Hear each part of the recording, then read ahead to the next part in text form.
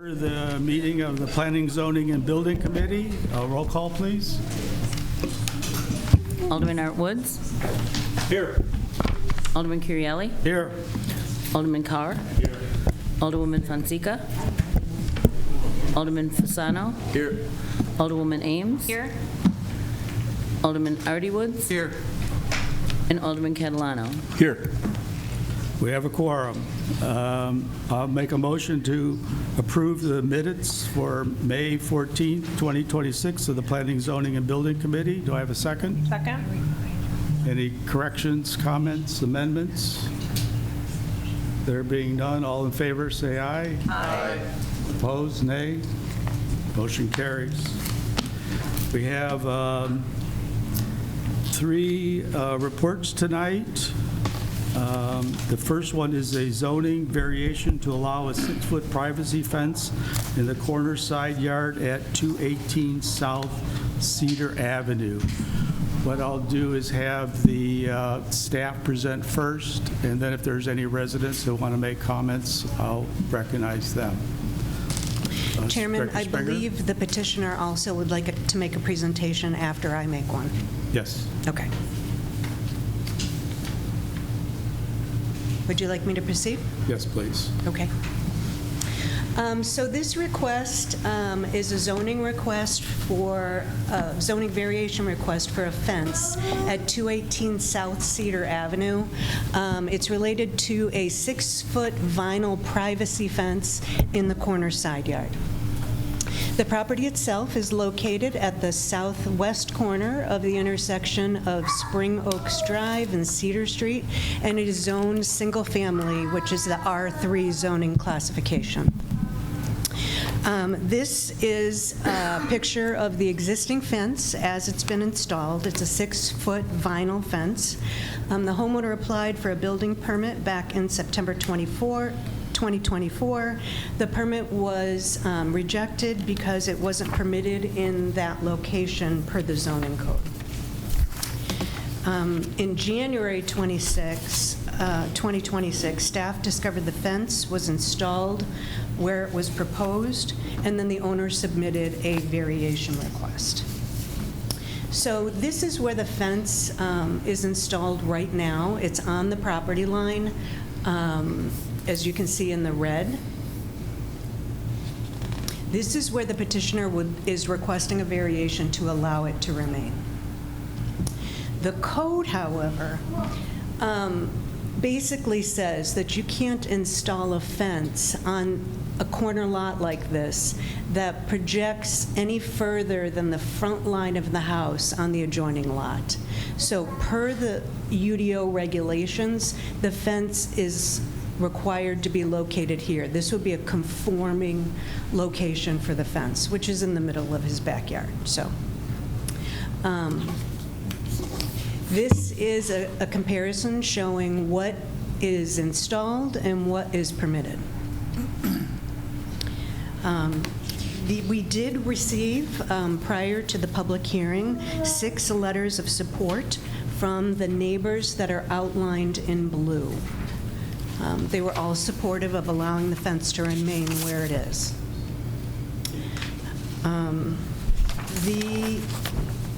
The staff took a look at this, and we do agree that this is a unique lot, and a variation in this case is justified because of this non-conforming corner side yard setback. It's only 10 feet. It's usually 25 or 15, depending on when it was constructed.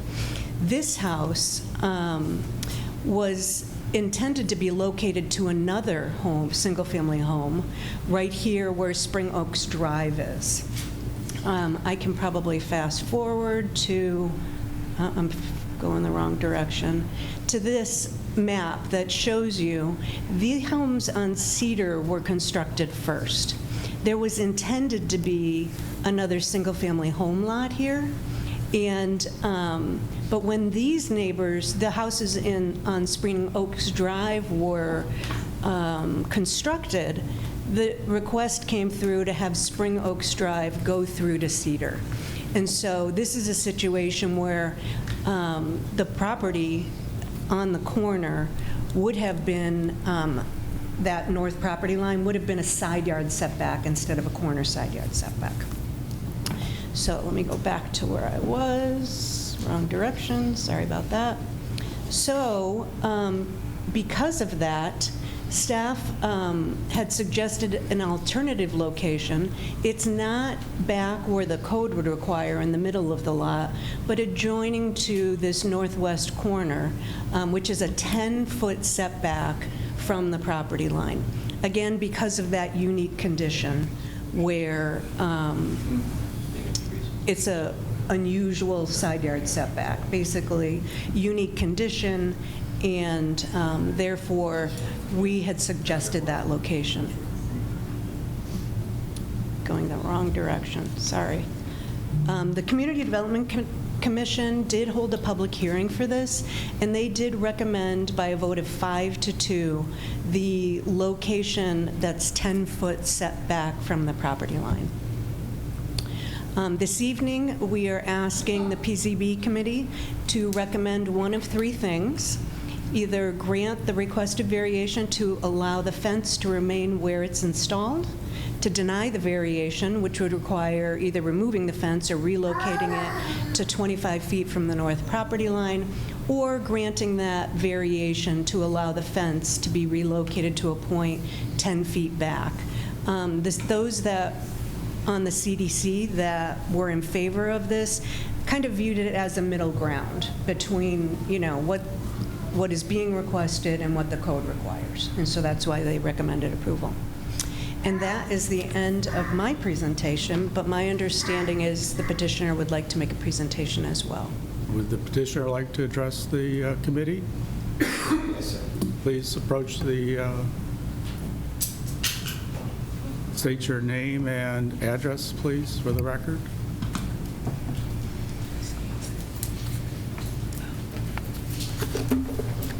Hello, my name is Michael Schaub. I'm the owner at 218 South Cedar Avenue in Wooddale. I'm here because I'm trying to get the variation approved for the fence to stay where it is.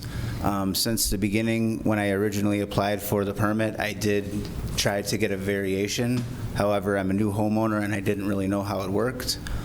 But I did print for you guys the original letter, and they said for me to remove variation from my permit in order for it to be approved. The subsequent email I probably missed because I was in college and I went and had my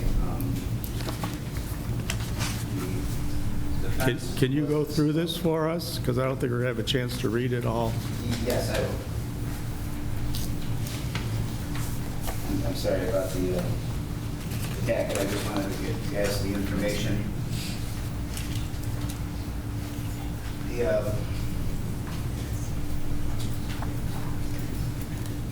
The first page is the original request for the permit with the variation.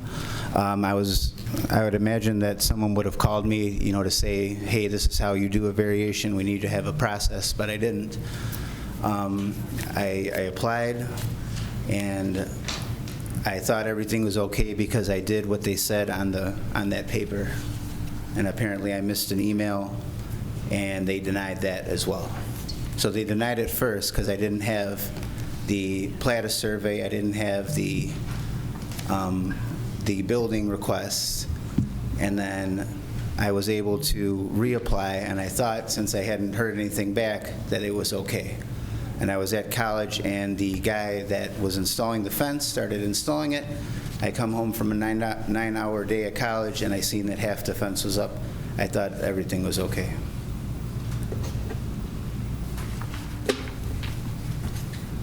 Is there, Is that the conclusion of your statement?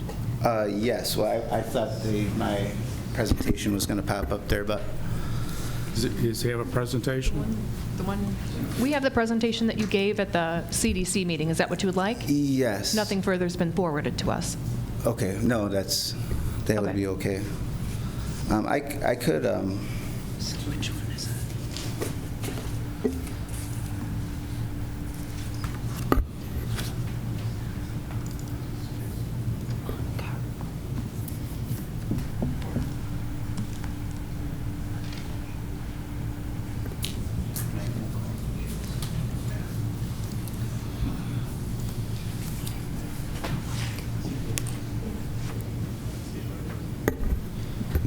This is my house with the fence, and as you can see, the trees pretty much surround it all the way around. Is there a clicker for this? Just let me know and I'll. Oh, next. You can see that it's very close to the street and the sidewalk, and there is a lot of noise associated with that from the sidewalk, from the street. If I have any windows in my house, I could hear everything. And the fence really provides a lot of privacy for my backyard and a sound barrier. Next. These are the plans I sent in after my original plan was denied. I did not have a plat survey. I didn't even know what that was. So I got one and I had it put up, and I had the plat survey made and planned and did what I thought was the right thing. Okay, next. And then these are the plans for the fence. Okay, next. The city already showed you this. This was where they wanted to put the fence, and this is where I put it. Historically, my aunt and uncle had this house built in '67, and everyone throws garbage and they let their dogs go to the bathroom all in this area, and so I had it put right here to try to minimize that. I know like at different meetings, they've been talking about some kind of a rodent problem and stuff, and I noticed that people do they throw their garbage and they let their dogs go in that area. Next. This is the inside of my backyard. These are two really, really large trees that I was really hoping to keep inside my backyard so that they never get cut down. My uncle and my aunt would never cut down any of the trees, and I wanted to preserve them by keeping them in the yard. There's a lot of birds and everything that live in them. Okay, next. This is just another shot. Next. This is standing at the corner of my house where the proposed fence would be. The fence would pretty much almost run into the first tree from this location, and then it would create all of this area in between all these trees that have been there for 20, 30 years or something down on the side. And then this is where everyone kind of threw their garbage, and they just kind of made a mess of it all the time since 1967.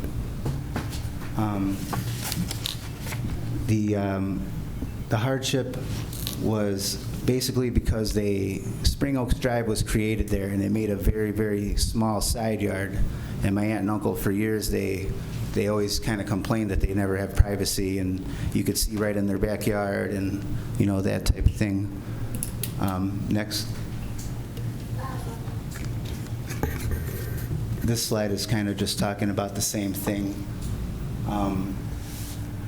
Like if you're in my backyard, you can hear anything from the street at any time. Constant cars, constant talking. And if I'm in my backyard having a conversation with my sister or whoever, you can hear me right from the street. And where I put the fence created a barrier of silence that kind of helped out with that. Next.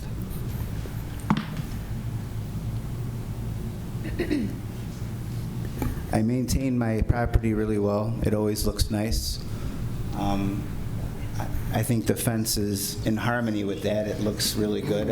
All my neighbors have been approving of it.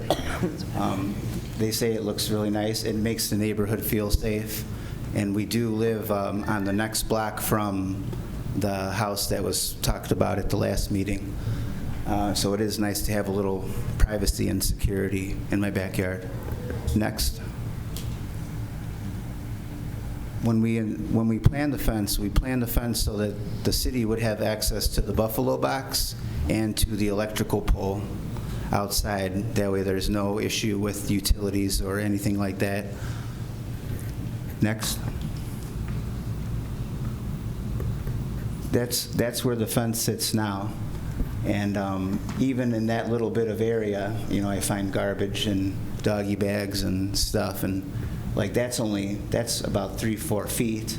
So now if we put it all the way 10 feet back, you know, that's 10 feet of area where people just throw their trash or let their dog go to the bathroom and not clean it up. Next. My backyard, the way I put my fence, it allows my backyard to have the same amount of space as like a regular interior lot, because that's what originally, when my aunt and uncle purchased the property in '67, they had the house built, they thought they were going to have an interior lot. Then in the early '70s, they told me they put the street in and completely like changed the whole like map of the area with the it's called the Spring Oaks re-subdivision. Next. And then here are some examples of other properties in the city of Wooddale that have fences similar to mine, and somehow they were allowed to keep it. This one is on Addison Road. Next. This one is behind Georgetown Square. Next. This one is also near Georgetown Square, located by Mill Road. Next.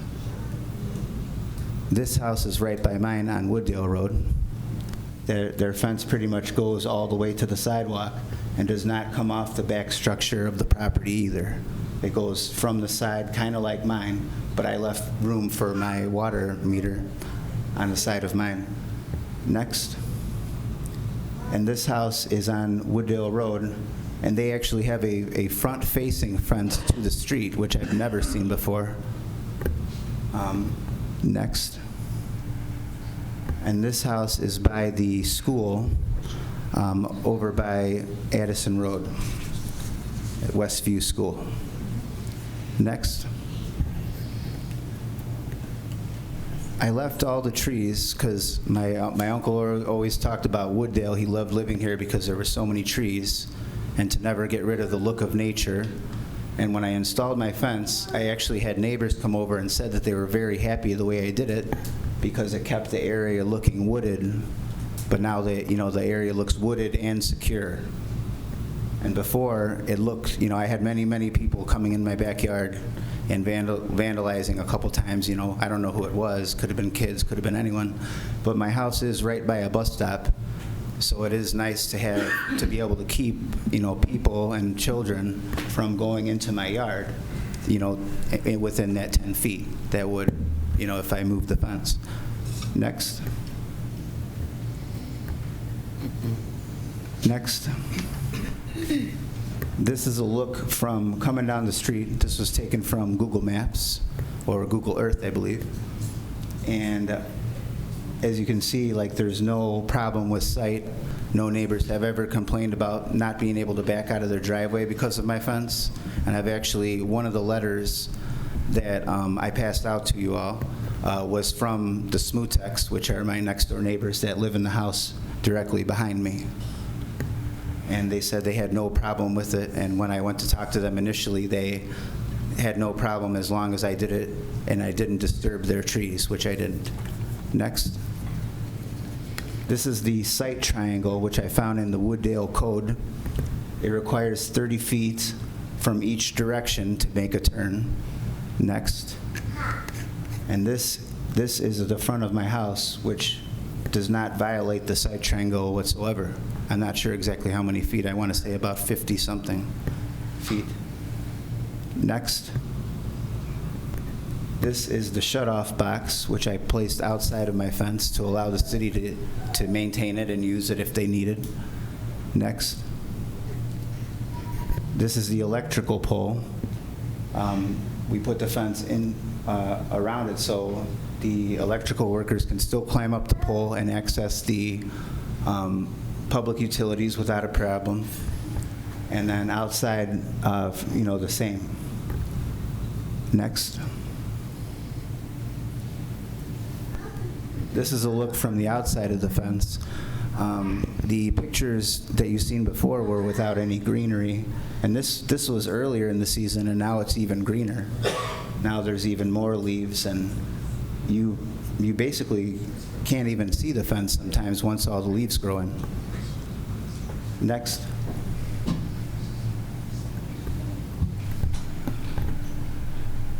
I think the way I did the fence, it meshed well with the neighborhood, and it made it, everyone seemed to like it in the neighborhood. They even wrote letters, and one of my neighbors even came here this evening. Next. And this is an example of what I find in my yard weekly. And this is with only 4 feet of space, or 3 feet of space between the sidewalk and my fence that I put up. I still get these weekly. But before, there used to be 10 feet of space, and they were everywhere. Next. Thank you for your time. This has been my presentation.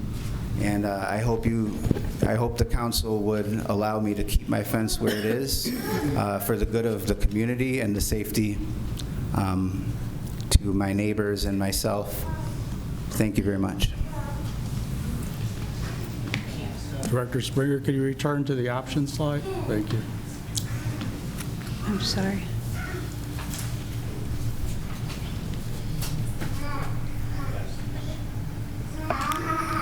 I'm going to make a motion for option number 3, grant a variance to allow the fence to be relocated to a point 10 feet from the property line, leading from the northwest corner of the home to the rear property line. Do I have a second? Can you turn your mic up?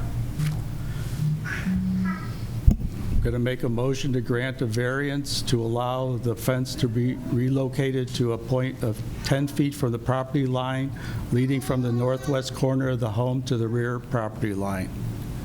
Is there a second? No second? Alderman Woods? Thank you. My arm is getting tired. I'm having therapy on this one. Now I'm going to need therapy on this one. I'll make a motion to approve the variance for the fence located at 218 South Cedar as applied for in its present position. That is my motion. Second. Any further discussion? I think this represents Alderman Catalano. Yeah, I just have one to the resident. Can you clean up those trees overgrown to the sidewalk? I mean, all the vegetation, could you clean that up a bit so the pedestrians will have, yeah, that would look much better. Appreciate it. Alderman Carr? No, never mind. Anyone else? I think this is going to present a problem for us in the future, but so be. Roll call, please. Alderman Catalano? Yes.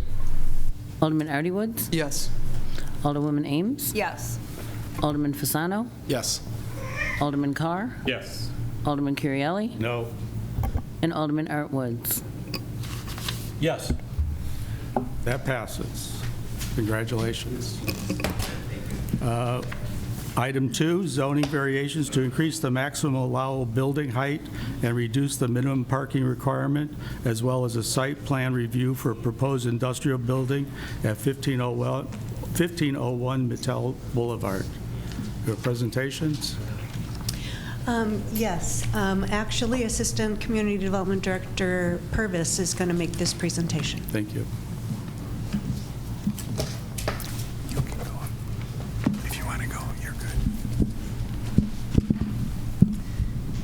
Okay, so the second item up for the PZB committee this evening. Oh, how does this work? Oh, there we go. All right. As indicated by Chairperson Curielli, is for 1501 North Middle Boulevard.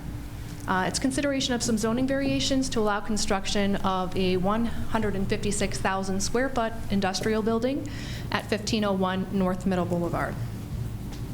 The applicant is Arco Murray National Construction, represented by Broadstone Net Lease Incorporated. Tonight, we're joined by Richard Gonzini from Kinley Horn and Rhiannon De Leon from Arco Murray, who can address any questions from the committee, should there be any at the end. The subject property is generally located at the northeast corner of the intersection of Middle Boulevard and Lewis Drive on the northwestern edge of the city. The property is 8.34 acres and is zoned I-1 Industrial Business Park Zoning District. The site is surrounded by other industrial uses, as you can see here, and is currently improved with a single-story office building and a surface parking lot, as shown on the screen. The property has been vacant since January of 2025.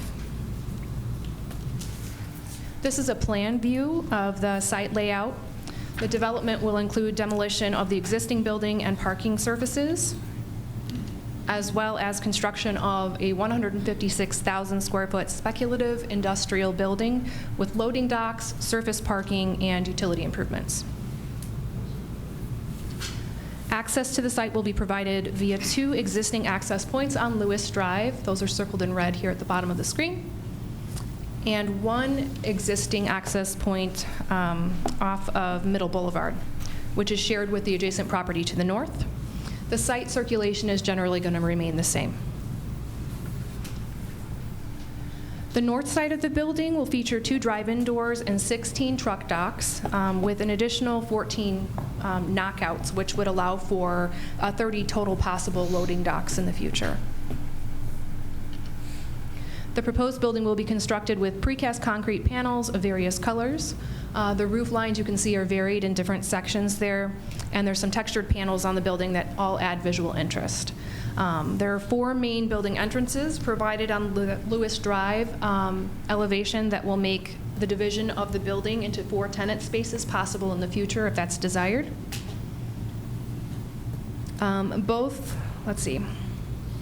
Based on the design of the building and the docks that are provided there, it's likely that the uses are going to be either a warehouse or light industrial use. Both of those uses are permitted in the I-1 zoning district. And compliance with our zoning requirements would be reviewed on a case-by-case basis as future tenants come in and apply for their commercial occupancy certificates.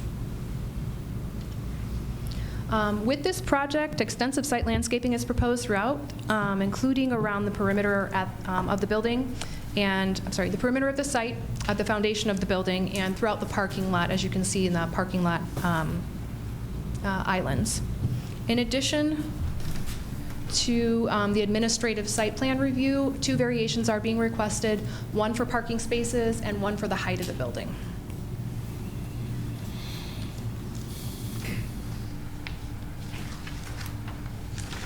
So the applicant is requesting a zoning variation to reduce the number of parking spaces. I've highlighted the parking on the site in red by 28. 183 are required per code, and they are proposing 155.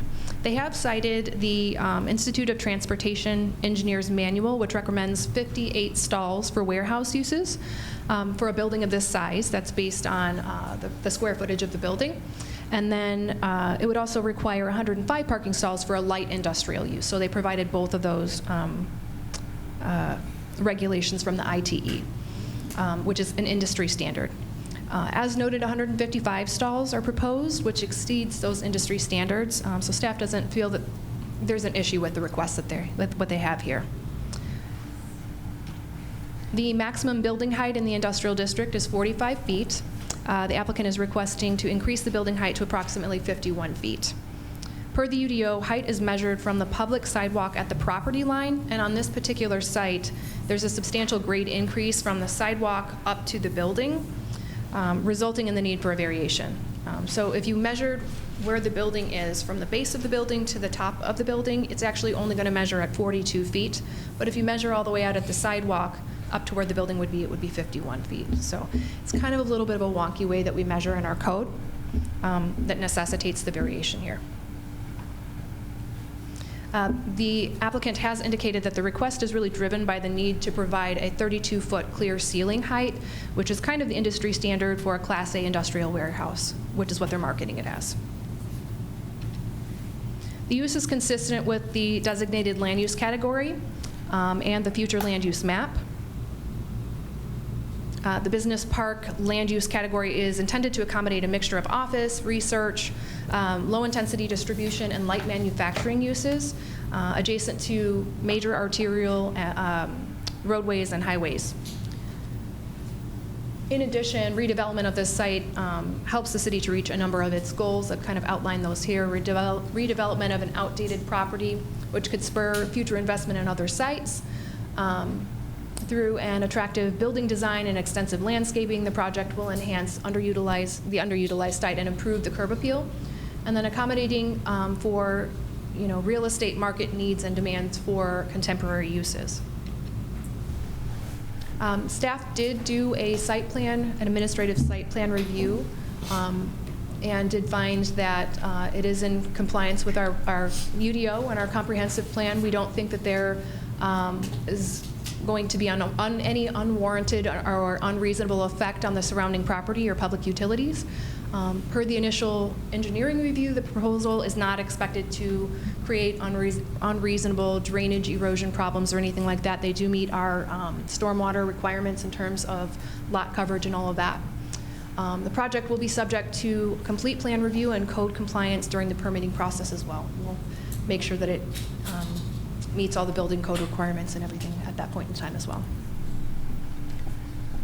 The Community Development Commission did hold a public hearing. There were no comments received from the public in advance of the meeting or at the public hearing, and the CDC did recommend approval with 7 yes votes and 0 no votes. Staff concurs with that recommendation, and that concludes my presentation. I'm happy to take any questions you might have. Why such a large discrepancy between the parking spaces required by or recommended by ITE and our own requirements? That's a good question. ITE generally does sort of almost like a survey of those types of land uses, and that's how they base their requirements. City codes vary from community to community. It's certainly something we can take a look at in the future if you think that our parking standards are a bit too high. Their recommendations are maximum or minimum? I can't imagine all warehouses would have the same requirements for parking spaces. So in theirs, is it a median? So what they do is they take a look and they survey a number of uses, and they do different ones. Like there was a peak demand for light industrial, and there was a peak demand for warehouse, and those two numbers are very different depending upon those uses. But they survey a bunch of different buildings, and they look at different regions. They look at, and it's all based on square footages, and they basically come up with a number that they feel is the peak demand for the site, and that's how they recommend what they recommend. Our code, I'm not sure what we based our numbers on. It's not the ITE, so. So there are many different types of warehouse and distribution. Usually zoning codes will pick one that kind of represents most of them, or an average. Most zoning codes don't have 9 different types of parking ratios for different types of warehouse and distribution. So the ITE, as Kelly mentioned, the Institute of Transportation Engineers, they do an update nationwide every year. So theirs is more accurate. Ours is based on surrounding communities, what they've been what their ratio is, and historically what our code has stated. So it is something we plan to look at in the coming year, the parking ratios in the code, because they haven't been looked at in some time. Okay. And a question about the height. Is the building height? Explain that. I'm sure, I don't think I understand. Are they asking for a building higher than we would normally allow, from footing or from the contour line of the property itself? So the variation that they're requesting is to allow a 51-foot tall building as measured at the sidewalk at the property line. So because this property, the sidewalk is lower than where the building is, if you're measuring from here to the top of the building, you're losing several feet in between because of that grade change. So the building, if you measured it here, at the base of the building, where the building is, it's only 42 feet tall. Our code requires us to measure it out here. Okay. So it's a 42-foot tall building, but it's a grade issue. It's a then. grade issue. Okay. Alderman Woods? Well, you took most of my questions, but I knew what your questions were going to. I know, that's because we had that stimulating conversation earlier. But just to drill down on a couple things that Alderman Curielli brought up is, one, going to the parking, why don't we just adopt ITE's standards, since theirs seems to be more consistent and more in tune with the movement? That's not a question you're going to answer this evening. I'm just proposing that for future, maybe, because we have this conversation consistently, and we use that standard for so many other things, right? For traffic studies, right? Ingress, egress, turning radii, and all that information comes from them. It doesn't make sense to then bifurcate that system and create our own, which I don't know what it's based on other than surrounding communities, which may or may not, in this case, probably is not the best way. So if we could put that on a future agenda item. Secondly, the building, just so I fully understand the math here. So we take it from the sidewalk. There is no sidewalk there. So we're going to the back of the curb, I'm assuming? At the property line, yep. At the property line. And there's quite a grade change Correct. there. If I remember, it was like 681 at the curb and 691 at the parking lot. I don't know if they changed anything, but I just wanted to drill down to, well, I'll back up. So within our code where it says we're going to take it from the curb line, it also adds 1/3 of a foot or an inch per foot of, 1/3 of a foot per vertical foot of grade change. Is that calculated? It is. It is, okay. So then my overriding question is, exactly how tall is that wall panel from the park, where it sits? Is that the 42 feet that you stated, so clear? Are you talking about from the base of the building to the top of the building? Yeah, forget the elevations anywhere, from 42 feet. ground floor to, okay, that's it. Thank you. Would you like to make a motion? Since he's going to recognize me, I didn't have to put my hand up. I'll make a motion to approve as presented. Second? Any further discussion? Roll call, please.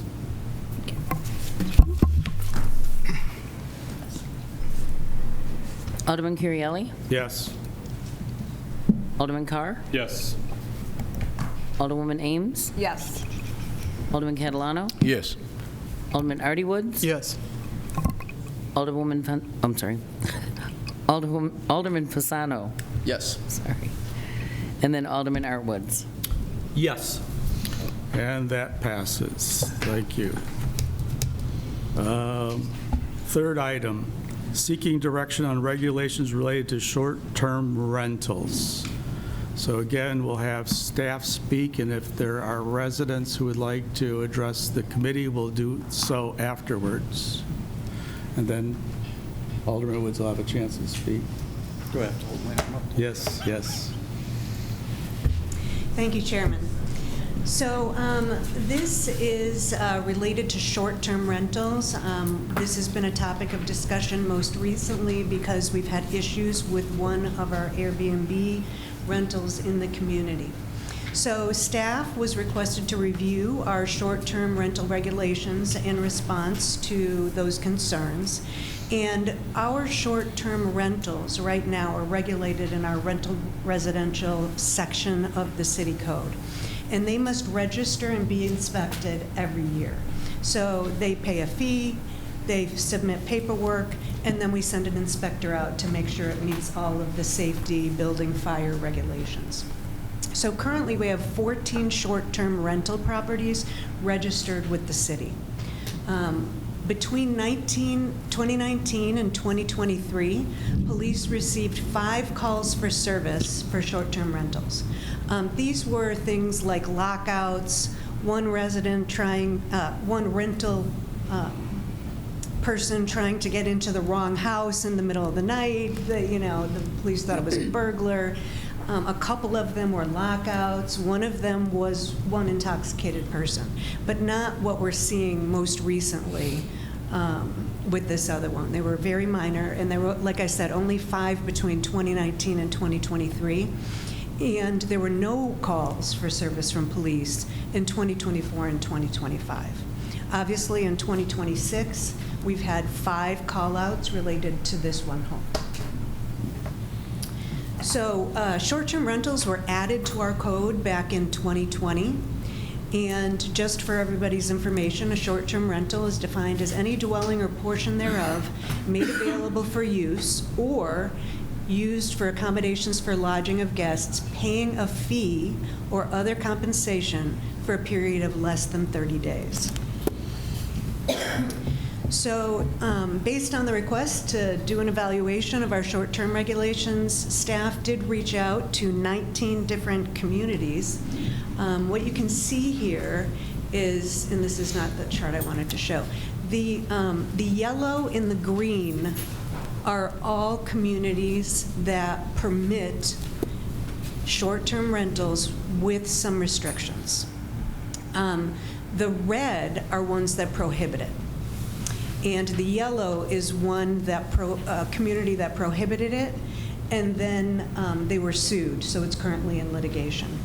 So in summary, of the 19, 12 communities allow the short-term rentals with some controls or restrictions. Some are more strict than others, and 7 prohibit them. So based on our survey, we did capture all of the regulations of all of the other communities. Our intern did a great job compiling that information into the attachment that was attached to your memo, summarizing all of those regulations. And then staff took a look at them, adjusted some, took some, didn't take some, which we thought were appropriate for the community. And that is what we're suggesting here. And so I'll read through them. There's 15 of them. The first is that you can't rent for less than 1 day. It's got to be a full day. And you can't go over 30 days. So it's got to be between 1 and 30 days, because anything over 30 days is a permanent long-term rental. So someone could do an Airbnb and rent it out for a month or 2 at a time, but it would fall under our rental regulations. And they would have to update every time they have a new tenant. What we've seen in some most recently is a lot of people in the house. So we are recommending a maximum occupancy of 2 people per bedroom with no more than 10 people at any one time, regardless of the number of bedrooms or beds. Some of these rentals have bunk beds and like 3 bedrooms, and they've got 4 bunk beds in there. It's not going to matter if the council or the PZB recommends approval of this. The maximum number of occupants will be 10. What's a bedroom? Is a room in a basement considered a bedroom? Or any room that has a bed in is considered a bedroom? So our rental regulations currently prohibit basement bedrooms. The building code allows it. We did make a slight change to that most recently. As long as it meets code, the basement bedroom, and it has the proper escape window, there can be a bedroom in the basement. Let's see. Obviously, if there's an HOA or a condo association, they're going to need the appropriate approval from that entity. Quiet hours shall be from 10 to 8. And what we're proposing is we would share all of these regulations with the 13 or 14 Airbnb owners, and they would need to put these on their website, and this is what we would regulate against. I'll keep going. This quiet time also for residents? Did a normal resident in the neighborhood have to be quiet during these time periods, or is just the Airbnb? It's just the Airbnb or the short-term rental. So normal residents can be rowdy until 2 o'clock in the morning? Yes, they'd be subject to the same thing where you call on your neighbor.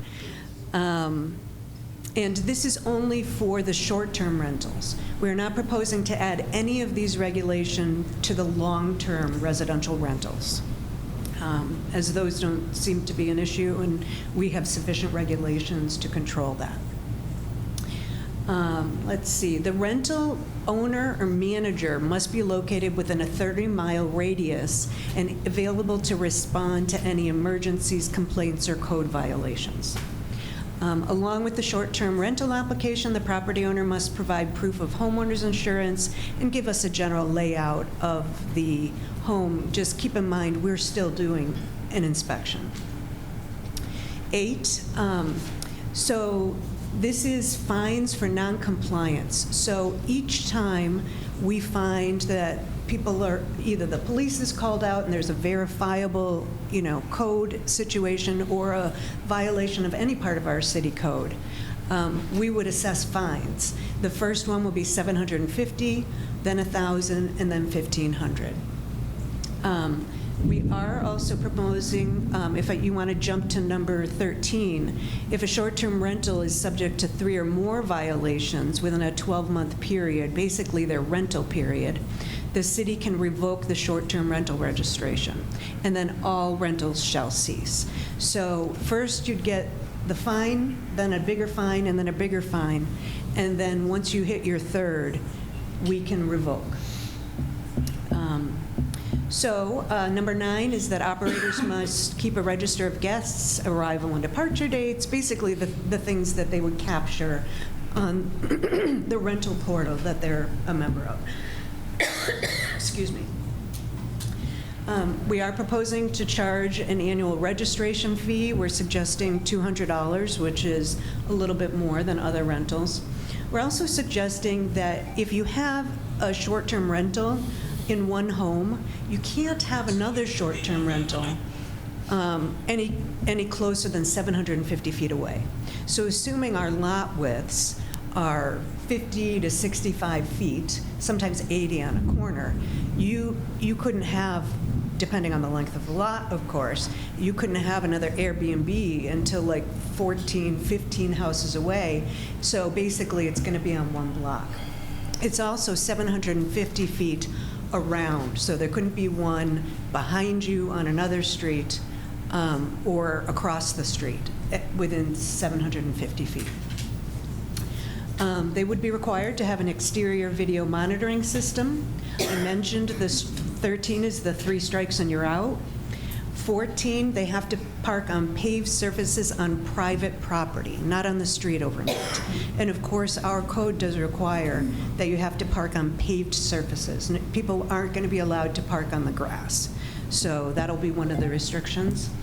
And then the last one is you can't have any external signage showing that you're a short-term rental. Now, I know one of the questions that everybody is going to ask is if these regulations are adopted, what does that mean for the house that's at issue? And if the City Council and the PZB is interested in moving forward with the regulations that are suggested by staff, it would allow the city to have more legal authority such that we wouldn't maybe renew it at the end of their license period. And that license period ends June 30th of this year. So effective July 1, if these regulations are in place, that would address the concerns that we've heard from the neighbors. So tonight, we're requesting some action from PZB, either a recommendation to leave the regulations as is, to move forward with adopting more stringent regulations, such as those that we've suggested, or prohibit short-term rentals altogether in the city. And I'm happy to answer any questions. Does any residents wish to address the committee before we go to discussion? Yes, sir, would you please approach the microphone, state your name, spell it if necessary, and state your address? My name is Peter Galicchio. I live at 155 Elizabeth Court. And the people on the panel, just put yourself in the resident's shoe. Pretend these rentals, short-term rentals, are living next door to you, and see if you would like that. So what we have going on in our neighborhood right now is it's more like a Motel 6. You have overabundance of people staying in one house. It's a fire hazard for one. For two, the street has so much congestion on it that the people that have little kids that used to let them ride around with their big wheel in the cul-de-sac and stay out there and watch them, you can't do that now because it's just the parking's terrible. They're blocking driveways. They need to really have a dumpster for that house because their garbage is overflowing. There's been times I'm on my way to work and there's garbage all over the grass, and I'll stop and I'll actually put it in a garbage can because it's going to wind up at my house. I'm at the dead end of the cul-de-sac, and when the wind blows, it all winds up by me.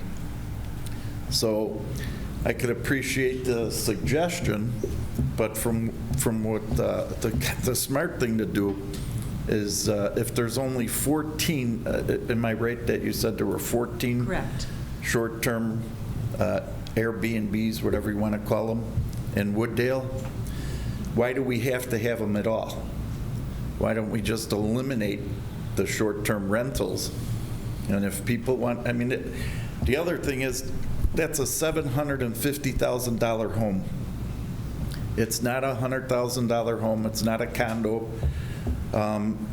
It just should have never been. I don't know why that's even approved in any city for short-term like that. And especially being surrounded by an airport that we have so many hotels, they don't have to come in a single-family neighborhood and bring. The most important thing is that I don't even know how this works because it's not just a family. There's maybe sometimes 5, 6, 7 different people in this house.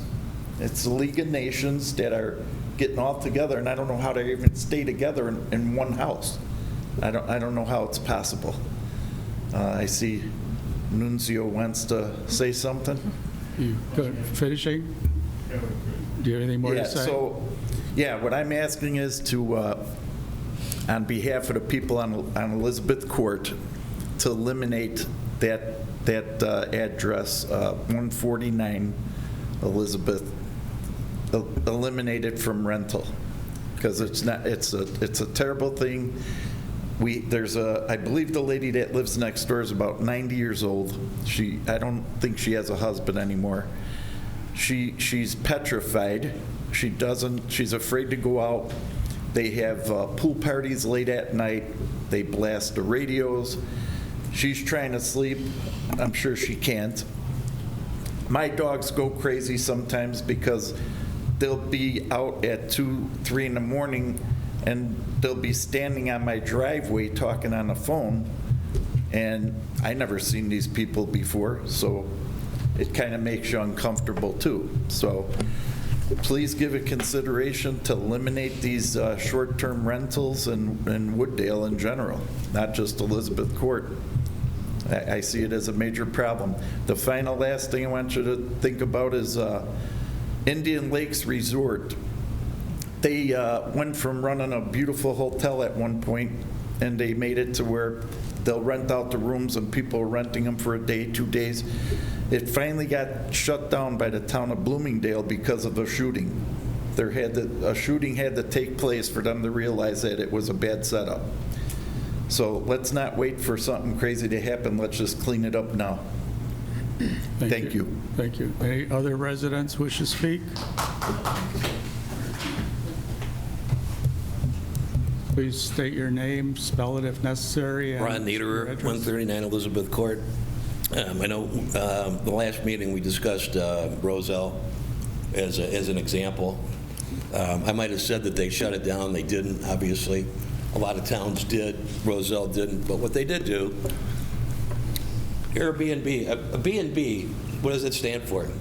Bed and breakfast. Went to Europe. We stayed at B&Bs. Who are you with? The owner of the house. And they're renting out a room to you. And whoever, they got bedrooms for you. What Roselle did is they said it's got to be owner occupied. The owner must reside in the home during the rental period. Rental limits are about the same. Occupancy is the same, 2 guests per bedroom.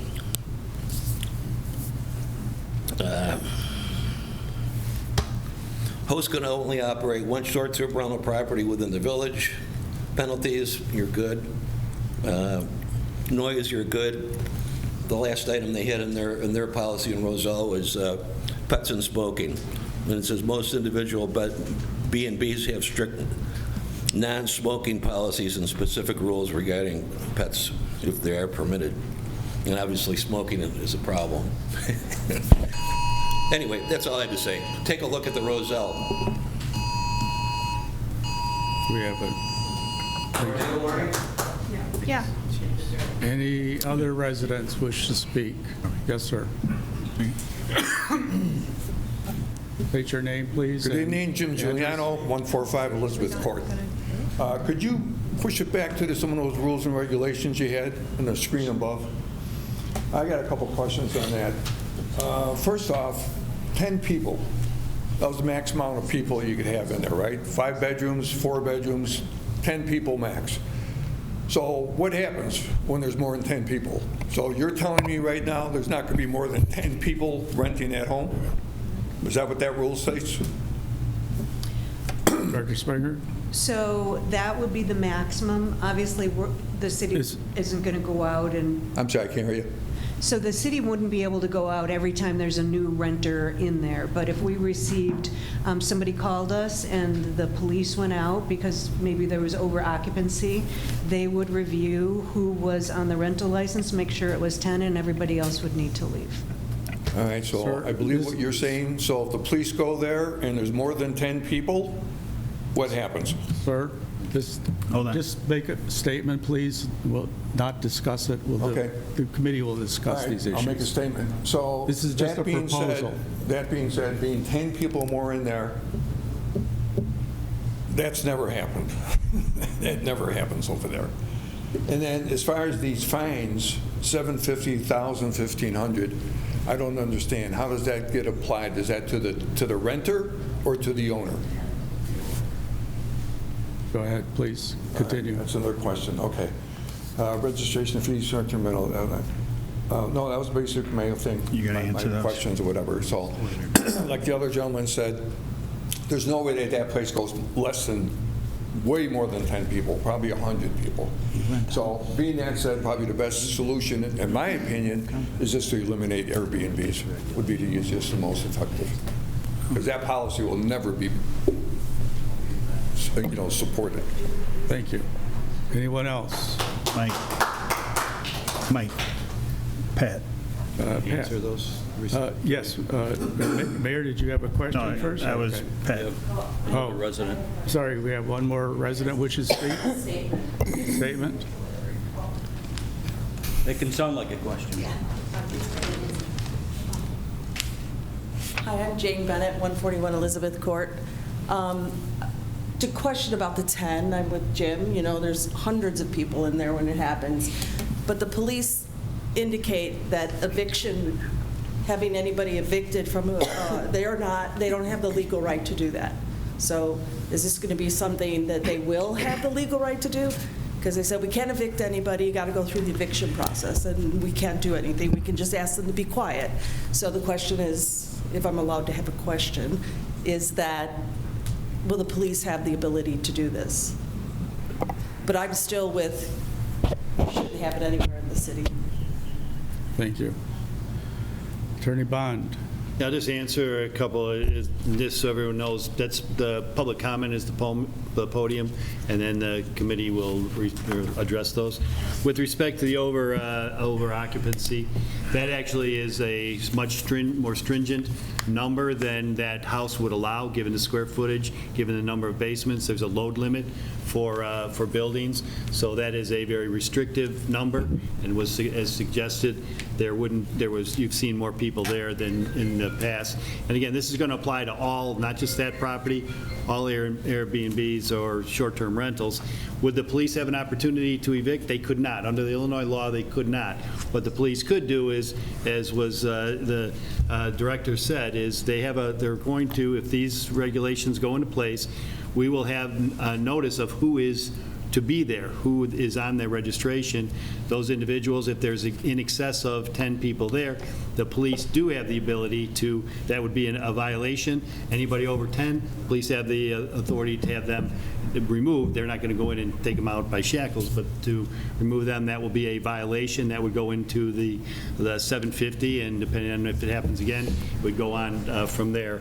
And with respect to the fines are predicated on, basically there's a standard in Illinois law that sets forth generally what the standards are of fines. Fines have to be reasonably related to the nature of the violation, and that's where that fines schedule came from.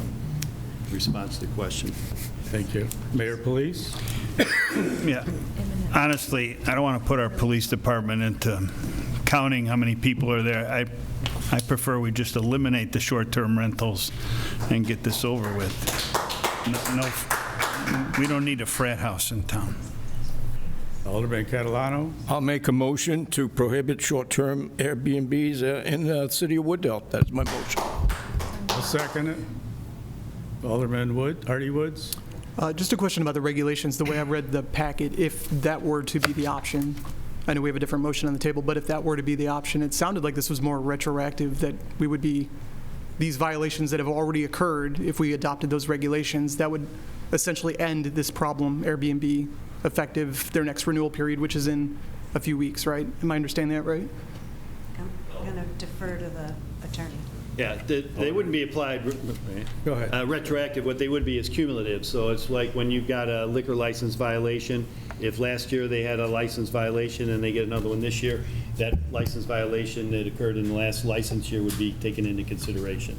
So it's not a retroactive application of this. We already have a provision in our code that provides for the property has to be maintained in accordance with this code. It's section 16.161, get the number on it, 3. So you've got, or 6 rather, so it already provides for that. Again, this isn't applicable just to this one property. This is applicable to all of the 14 Airbnbs that are within the city limits. So quick follow-up, then the 3 strikes that they already have would mean nothing upon their renewal period. They get a fresh start, essentially?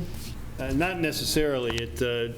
We'd have to go through all the, I'm not going to talk about a specific property, but to see if that falls under the current code provisions and with respect to the renewal of the current registration. And last question, if I can you talk, I know you probably can't get in the weeds, but can you talk high level about the pending litigation in Glen Ellen, what that's about with them banning it? Alderman, sure. Attorney Bond. Yeah, thank you.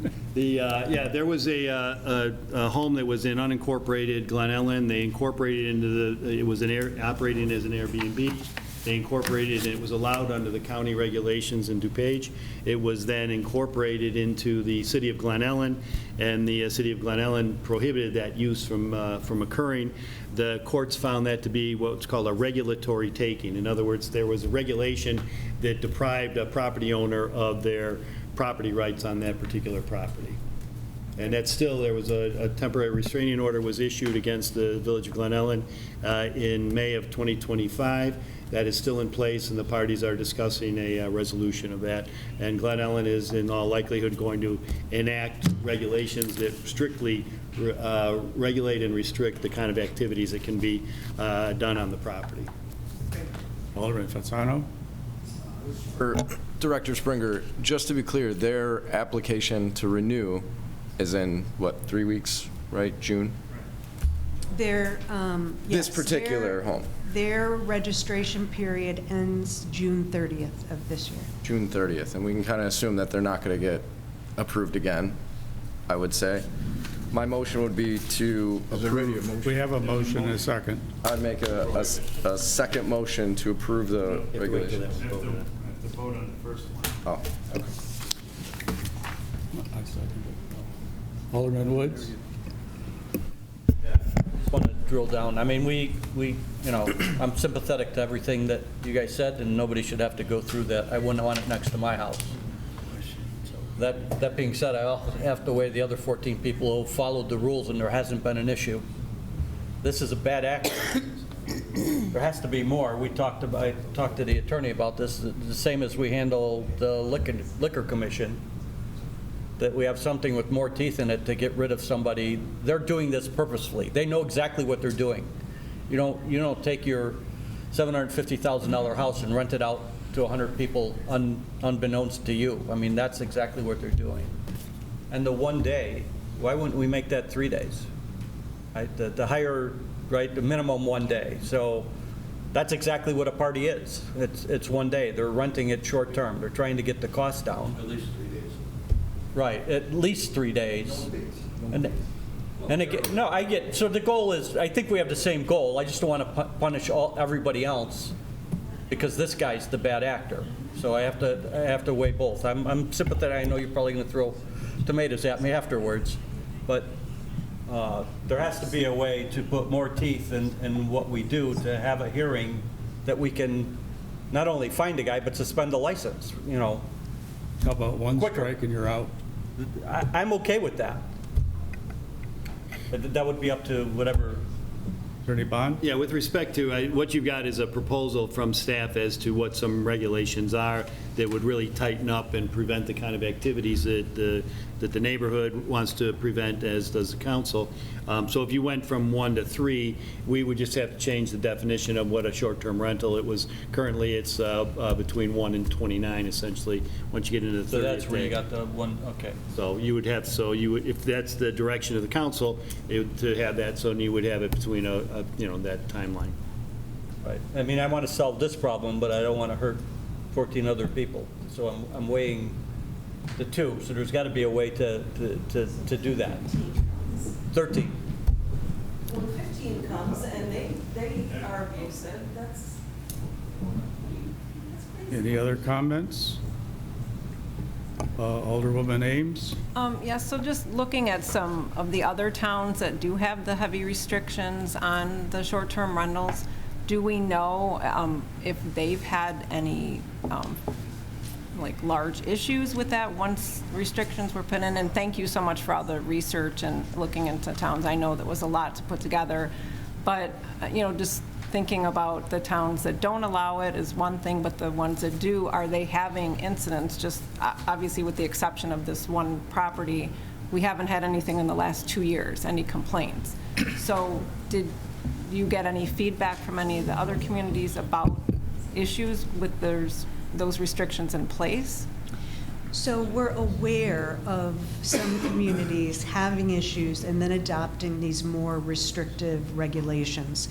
We did not call each one and find out if their recent experience, so we don't know. A quick follow-up. I guess my question is did it make a difference? Did they have issues and then they put the strict rules in place and then now it's not an issue? Because with the exception of this house, there's been nothing for the last 2 years, and the ones that we did have were not related to parties. It was, mishaps or things like that. So it was, I would imagine, not disruptive to the neighborhood, but just the police had to be called. So that's why it's on the list. So I was just curious about that. Attorney Bond? Yeah, I didn't do as formal as the intern did on their research, but I did talk to colleagues of mine who do represent different municipalities, and what they did find is exactly what you said, is those that had problems clamped down on the restrictions, and they have not had problems with that since putting on restrictions. And these are actually somewhat more restrictive, not significantly than some of the other communities. Thank you. Can we come back to the options, please? The three. So we have a motion and a second to prohibit short-term rentals in the city. Any further discussion on that? Roll call. One question. Oh, sorry. So for those people that haven't been operating and invested money, so when would that switch get turned? They have 30-day notice, 60-day notice, the end of their existing license, and Director Springer? I'll answer that, but if the city attorney has any additional comments, I'd ask that he jump in. But if we were to prohibit it, there's options. We can give them, 3 months, 6 months, or we can let them proceed until their current rental expires. So wherever they are within there. rental period. The way we handle it is they don't all start January 1 or August 1. When they apply, that, they are re-upped the following year, so they all expire at different times. Follow-up, please. This will help you. For clarity, when you say rental period, because it's not an apartment, so they're on a site and they've booked, let's say till next, right? Is that what we're talking about, or? So we're saying if number 3 is adopted, how do we unwind, my understanding of the question was, how do we unwind those, the other 13, or all 14 of them? And so what I was saying is we have some options for that, and I think Attorney Bond has some additional questions. But the owners may be booked out a year, obviously giving, some notice so they can cancel or whatever they need to do would be appropriate. Attorney Bond? Yeah, I mean, ultimately, that would be determined what the action is, but we would have the ability to go to those short-term rental, and in order to avoid litigation and avoid a regulatory taking type of a claim, is we do have a registration period, so they are registered for that year, and as Director Springer said, they're not all, starting like a liquor license would on this date, ending on this date, so we would give some consideration to, do we have that, and this would be a council action ultimately, but do we have that extend through the end of each registration period? Do we put a deadline on it? It would go no longer than this period of time, and that way we would avoid, any potential litigation from the against the city, and we would also be able to, if that's the desire and the vote of the council to eliminate it, to be able to accomplish that without having any legal consequences. Alderwoman Ames? So if we were to just, for example, move forward with approving the list with the regulations on here, is this something that, is there a time period on this, or could we limit how long this is in place for, and maybe look at it after like the summer rental months, and 6 months down the road say, well, did these restrictions have an impact? Did they help out? And revisit this again, at the end of summer or early fall, and then if it made a difference, then that's great. If it didn't, then look at it again for consideration, just based on the people who are complying and not having issues, the 13 other owners that have never had an issue with party situations. So I'm just wondering how long we'd be committed to this. Attorney Bond? Yeah, you have general police powers, and I'm not talking about the kind with the squad cars. You have just regulatory to protect the health, safety, and welfare of the residents. So there's no time limit on that. You could, if you wanted to, direct staff to review this and see, have these regulations, you'll probably hear from the residents if they didn't work, but have these regulations, is there anything else we could do either to make it more restrictive, or is there something that we've seen out from staff's perspective that might make it better or clarify some of these 15 different items? So you would have the ability to do that. And you'd want to have at least a reasonable period of time, maybe a seasonal, a summer season, to do an assessment. That's probably the biggest season. So do an assessment at the conclusion of that. How many calls were there? Which violations were there? Were there some of those that were, their registration was revoked or suspended?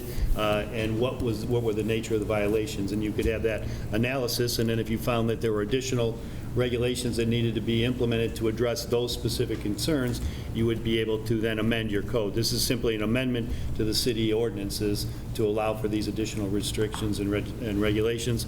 And these didn't exist 20 years ago. Having somebody rent a room in your house was, maybe very, very unique, but certainly not for entertainment purposes. They were putting their head on a pillow somewhere.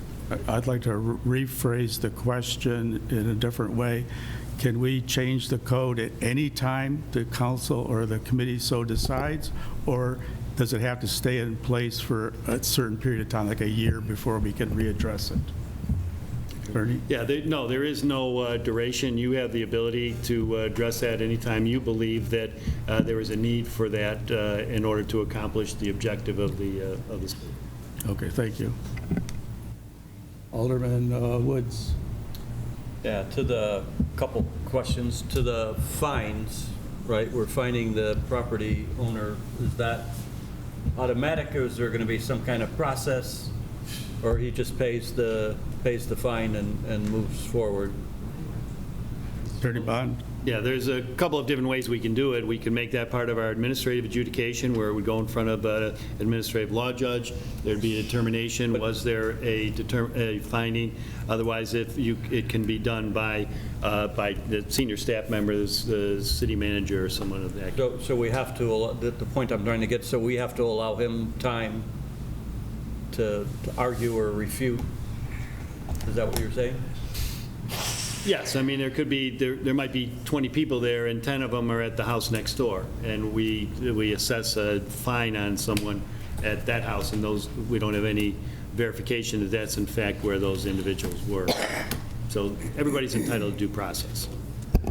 So if we go to, I'd liken it to the liquor commission, because that's a separate, more streamlined process, which is the issue, is to reduce the continuance of that operating the way it's presently operating, the best way I could phrase it.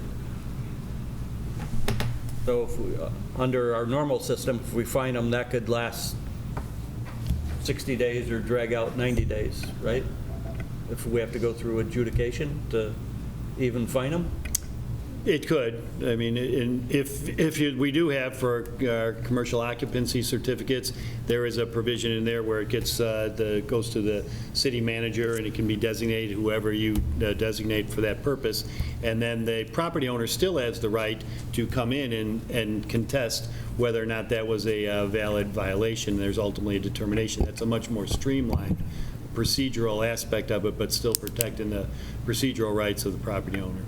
Can we, at the same time of the fine, close the place down until there's a resolution to the Probably not. ticket?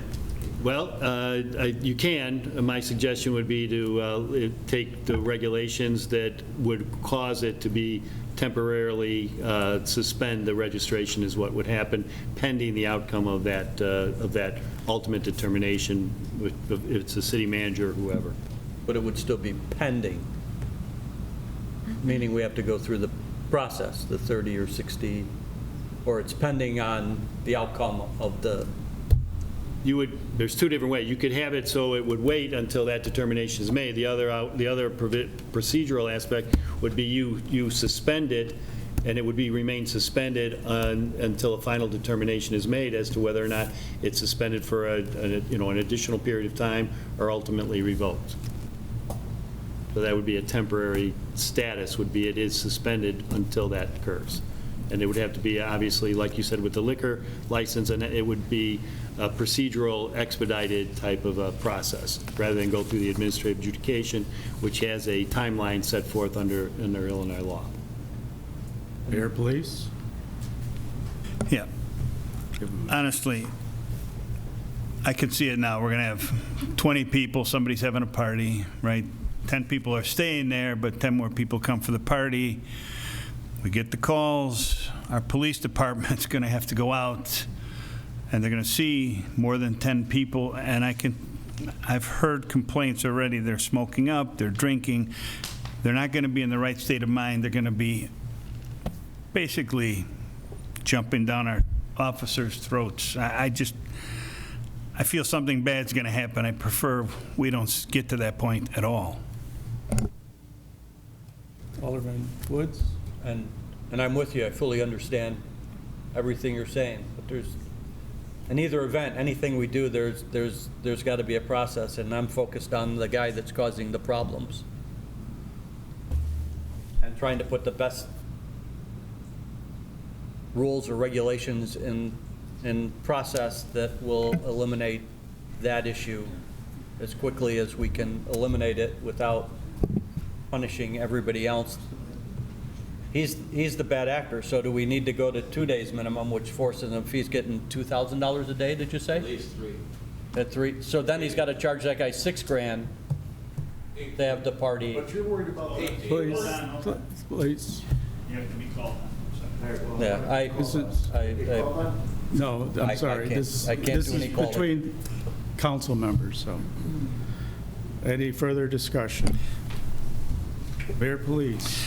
Just a quick question. So if we get rid of the short term, they still can rent for 30 days, but just ask Pat, and it doesn't sound like you can have these type of restrictions to those, just in case somebody wants to get creative, and I'm going to rent for a month, and, you know, we heard last week they're charging at the door and whatnot, right?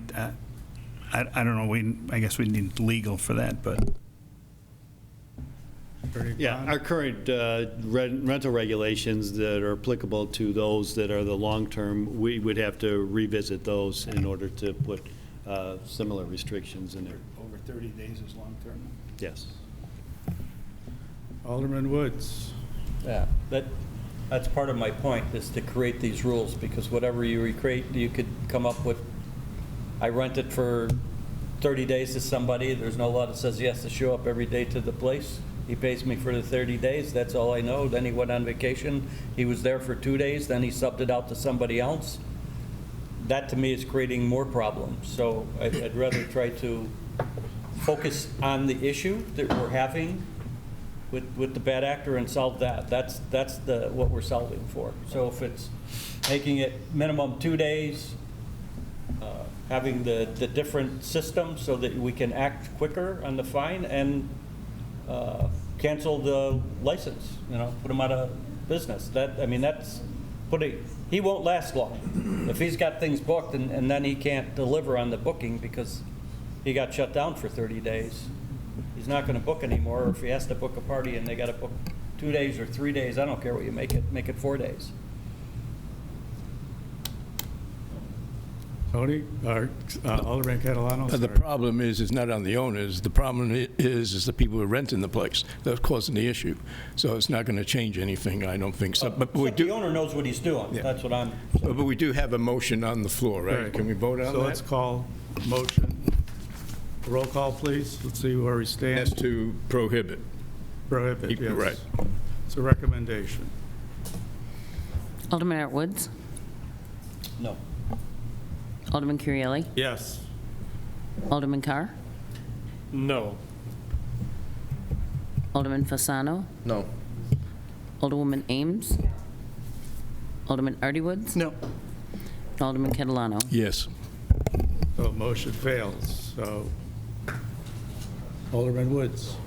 I'll make a motion to have staff and legal move forward with the conversation that we had, adding the days, increasing the fine, getting a parallel system that we don't have to wait 90 days to go through adjudication, and we don't have to have officers counting bedrooms. If they get noise complaints, right, and they have to go out there, then we're fining them. It's just got to be that strict. I don't think that there's any other way around it. Now, you're going to word it more eloquently than I just did, but I will, hopefully, anyway. How do we estimate noise complaints? Is there a decibel amount? Is it just an opinion? I mean, it doesn't seem like an easy thing to do. It's not. There is a decibel level under our current code. What this is going to be more restrictive, and we have the ability to make it more restrictive because this is a for-profit. It's not like a residential. The law does differentiate those classifications, even though they're both in a residential area, because it is a for-profit entity. So what the police would make a determination if the noise is loud, if it is essentially the same as disturbing the peace. Is it unreasonable given the circumstances? On a Friday night, they've got music going on beyond the time that's set forth in the recommended restrictions. The police would have the authority to take action on that, and that would say they would not need to measure it and have a decibel level. It would be a determination they would be able to make. They estimate themselves, or they have a calibrated meter? Well, my understanding, Chief could correct me, I don't believe we have calibrated meters for that. I've got other communities we've used that. It's a very complicated, you have to have them certified, you have to have somebody who's certified to operate it. So this would fall more under the general disturbing the peace statute, but it's a little different than that because there's no criminal consequences. So it would be, is it, in their estimation, is the noise level unreasonable for the totality of circumstances, being a residential neighborhood at 10:30 at night, at whatever. So they would make that determination. Alderman Carr. Just a thought out there. Is there something we could do where, in order to have Airbnb on that block or that area, they have to have X amount of houses sign off on it, saying that they're okay with that being an Airbnb on their block? I mean, if the neighbors aren't okay with it, then why should they be allowed to have it there? Attorney Bond? Yeah, unfortunately, the law will not allow you to restrict it in that regard, and this dates back to when there were restrictions in neighborhoods for race, color, creed, religion, so the law has been very clear. It will not allow that, those type of restrictions to be imposed. I mean, you know, could just be a bad neighbor and not an Airbnb. So, but you wouldn't, we don't have the authority, legal authority to be able to provide that condition on in our code. Follow up? Follow up, but on there it says that if the area is HOA, they have the right to restrict it. Yeah, that's completely different, because when you buy a house in an HOA, your deed has a restriction on it. The deed says that your property has to be operated in accordance with the HOA regulations, which are not city regulations. They can impose, they still can't do it based on race, creed, color, religion, national origin, but they could impose. That's why you have some homeowner associations don't allow sheds. The city code would allow a shed, but they don't allow it. So what the recommendation was is the homeowner association, if it is in fact in the homeowners, one that's governed by that property, the homeowners association would have to sign off on it. They'd have to provide documentation to the city, to staff as part of the registration that yes, the homeowners association, so that would be a way of restricting it. The homeowners association has consented to that or confirmed that that could be used for that purpose. So that would be a way of restricting it that the city would not have the authority to do. The homeowners association would, because it's a deed restriction on your property. Alderman Woods? Alderman Woods? We can start as long as we can. Please, this is, public comments over, sir. Please, thank you. So how would, going back to so there's multiple things, right? The noise complaint, the cars and parking, and a number of people, that would be 3 criteria for complaints, right? Those are the 3 existing things that are happening over there. And the police are saying, or we're saying, as are the police, that they're not going there to count how many people.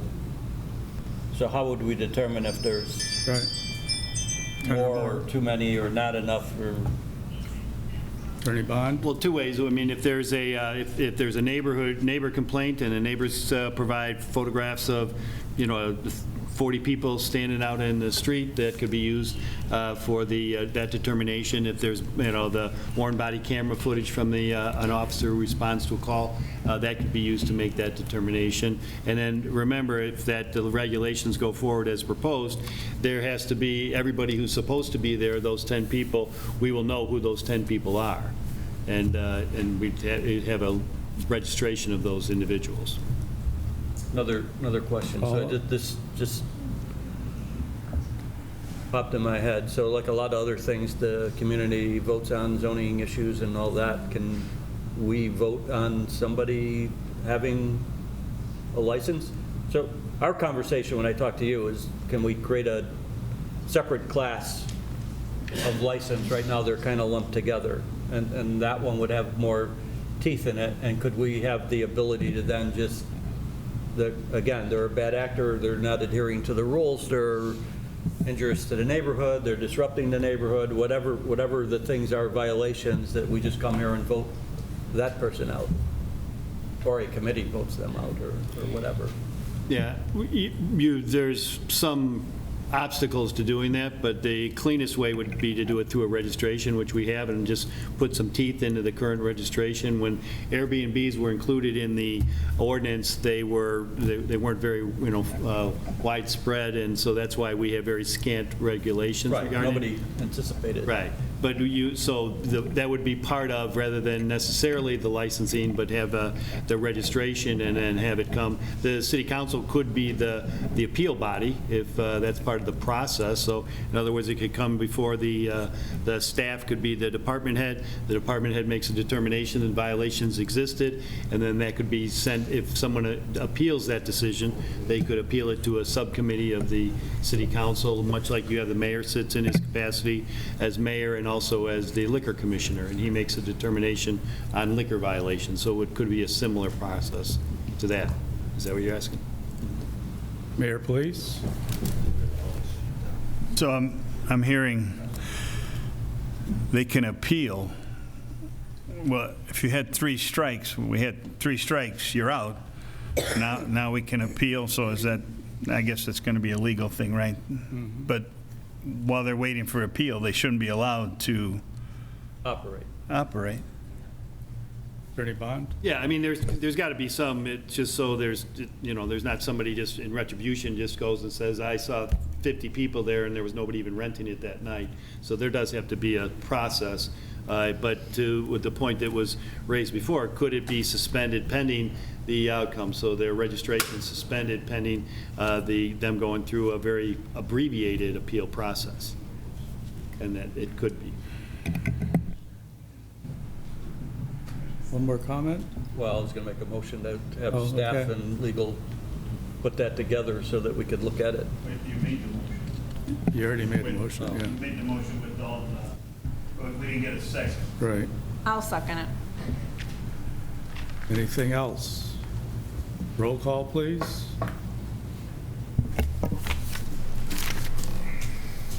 Alderman Catalano? No. Alderman Artie Woods? Yes. Alderwoman Ames? Yes. Alderman Fasano? Yes. Alderman Carr? Yes. Alderman Currielli? No. Alderman Artie Woods? Art Woods? Yes. I'm sorry, Art Woods. Yes. Sorry about that. A question for legal. Thank you. So now that we're speeding up that process to make it harder, what can we do? Is there anything we can do in the interim to hinder them from? Attorney Bond? Yeah, I mean, if there is any pending matter, I'd prefer would that be addressed with Gotcha. All right. whatever the evidence or documentation we have with respect to that.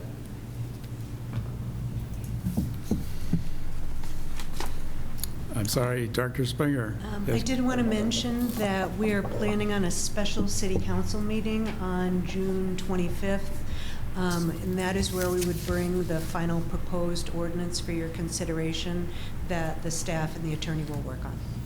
Thank you. Thank you. I think we can move on. Items to be considered at future meetings. Deuces Wild, July 9th. Alarm Contractor Registration, TA, July 9th.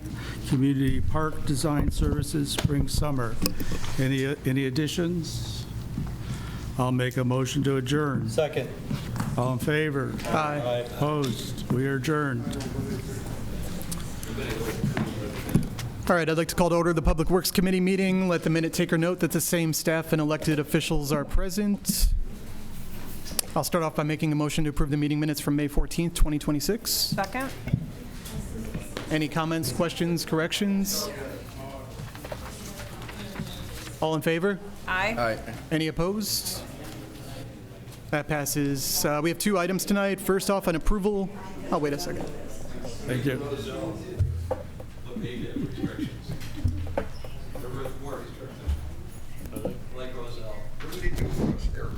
They don't offer anything to the village except problems. We're in a meeting. I understand you. Sorry. It'll be interesting how you choose which one leaves. based on that proposal. So where do we find where these Airbnbs are, so we can make sure they're within the 750 feet? Because if there's 2 on one block, one's got to go. So where do we get that list? As residents, how do we validate that you're going to stick with that plan? Right, I mean, just who's going to enforce that? Who's going to tell which one to go?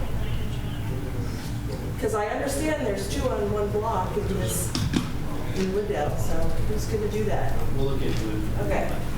So will that be reported out at the next meeting? How you're going to handle ones that are within 750 feet? Yeah, once we determine what the final regulations are, yes. And then will that also, from a legal aspect? Okay, but this is not question and answer time, so if you have any questions, you can... Keep that in mind. Absolutely. And how will you enforce somebody randomly buying one and turning it into an Airbnb? How do you, just think about all those, you as a lawyer, all those little things you've got to think about. Okay, first item, approval of an agreement between the City of Wooddale and Compass Minerals America Incorporated for the fiscal year 2027 bulk rock salt purchase in an amount not to exceed $85,000. That is my motion. Second. Director Lang. Thank you, Chairman. Once again, partaking in the joint bid with DuPage County for bulk rock salt purchase this year. After evaluating the market, the county elected not to rebid the program this year, but to extend the existing contract with Compass Minerals Incorporated at a rate increase of 5% per ton. So once again, estimating 800 tons. We were required to purchase 80% of that. We can purchase up to 150% at the same unit cost, and our budget amount would allow us to purchase up to approximately 1,143 tons. Any questions on the salt purchase? Seeing none, roll call, please. Alderman Art Woods. Yes. Alderman Currielli. Yes. Alderman Carr. Yes. Alderman Fasano. Yes. Sorry. Alderwoman Ames. Yes. Alderman Artie Woods. Yes. Alderman Catalano. Yes. And that passes. Next, approval of a professional services agreement between the City of Wooddale and H.R. Green for the Wooddale Road Sidewalk Project in an amount not to exceed $32,122. That is also my motion. Second. Director? CIT Trucks, when it was developed last year, they completed the sidewalk as required up to the edge of the property line going north along Wooddale Road. That leaves a gap in the sidewalk between that property line and the ADA ramp at Hanson Court. So we are proposing to complete that path. There is a little bit of engineering needed. DuPage County permitting requires engineered plans to be performed, as well as some surveying. We might need to have the Historical Society dedicate some right-of-way for us in order to adequately accommodate the path. And then that work would be completed later this year. It's approximately 800 linear feet of sidewalk. Alderwoman Ames? Yeah, I was looking at the maps provided and appreciate the thoroughness and all the different taxing bodies that own property there, which is amazing. But looking at where the Historical Society is and just the grade of how that driveway goes up and putting a sidewalk there, it almost seems, and I'm not an engineer obviously, but they would need some kind of retaining wall or something because they would have to cut into that land quite a bit to make a level sidewalk. Is that part of what this engineering study is, or has that been determined yet? Yeah, so the survey will tell us, the topography will let us know if we can get the adequate pitches to be ADA compliant. Follow. And I just also read too with the Historical Society potentially that their sign might have to be relocated and all of that. So it seems like that's a tricky property over there too. And how long do they anticipate this taking to do this study? The engineering? Yeah. A few months. It's just very simple design. It's not going to be a full set of engineering plans, just enough to meet DuPage County permitting standards. And then we hope to bid it out later this summer and have the construction take place in fall. Oh, good. Okay. Thank you. Any other questions, comments? Roll call, please. Thank you. Alderman Artie Woods. Yes. Alderman Catalano. Yes. Alderwoman Ames. Yes. Alderman Fasano. Yes. Alderman Carr. Yes. Alderman Currielli. Yes. Alderman Art Woods. Yes. And that passes. Items to be considered at future meetings. Mary? Main Drainage Improvements, July 9th. Fiscal Year 27 Road Program, July 9th. Irving and Central Signal Construction, July 9th. Irving Central Signal Construction Engineering, July 9th. South Plant Blower, July 9th. Vehicle Replacement Program, summer or fall. Does anyone have anything else they would like to add? Seeing none, I'll make a motion to adjourn. Second. All in favor? Aye. Any opposed? We are adjourned.